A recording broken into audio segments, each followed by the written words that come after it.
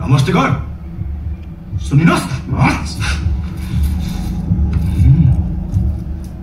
यही हो जुनियर पुच्चेहरू भएर सिनियर तयार गर्ने संस्कार सम्झिराख होस्टेल 3 हेर्नु आएको छैन यार सिट त खाली छ त यो न्यू कमर आर्टिस्टहरू हो कि त्यही भएर सिट पुरै खाली छ टिकटक स्टार युट्युब स्टारहरूलाई फिल्ममा हिरो लिएको छ त्यही भएर मुभीमा अडियन्सहरू खासै छैन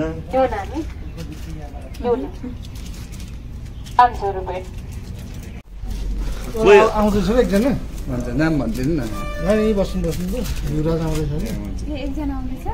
हुन्छ के कोही छैन क्या हो भित्र छैन यस्तै हलमा 8-10 जना ए 8-10 जना भगवान 8-10 जना हेलो माई डियर फ्रेन्ड के छ के हो यार यस्तो फिल्म हल खाली न खाली छ त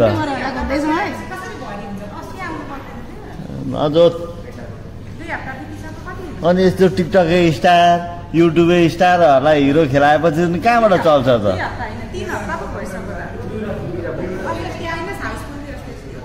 गाइस हल पुरै खाली छ हामी चाहिँ आएको छु हल चाहिँ खाली छ एन्जिलाको कति बजे हो एन्जिलाको चाहिँ 6 बजे रहेछ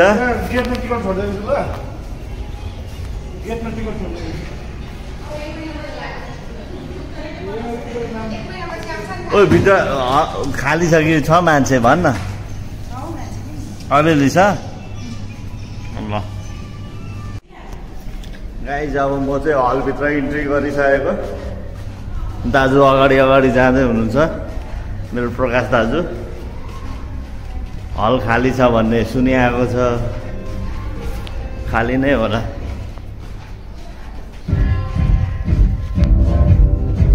पुरै खाली छ हल टाउकोमा सेतो फेटा बाँधेमा आफूलाई दुबईको राजा सम्झिन्छस् तेरो दुबई जत्रो त मेरो भोजपुरमा पाखो जमिन छ हो त्यही गर्नु अल्छी लागेर तेरो देशमा आएको न त यसको डिभी नै लाग्यो न त डिपेन्डेन्ट कुनैले अस्ट्रेलिया नै लग्यो नत्र तेरो देशमा आएर भाडा मास्ने कसलाई रहथ्यो र नयाँ hello my brother from another mother Satya Prakash Gautam देखिस् 8 र 12 सुरु हुन्न भन्थे नि मैले दाजु फिल्म कस्तो लागिरहेछ बिला हो film only Padam is good only Padam is good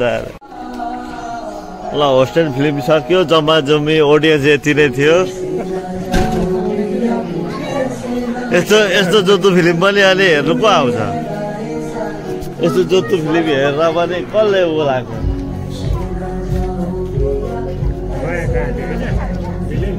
भिलेनको twist राम्रो थियो कि तर पनि यो टिकटक स्टार युट्युबर स्टारहरूलाई अनि फिल्म स्टार बनाउनु खोजेर हुन्छ कलाकार हो उसको कलाकार टिकटकमा कलाकार हो नि कहाँ फिल्म क्षेत्रमा लागेर हुन्छ फिल्म कस्तो लाग्यो भाइ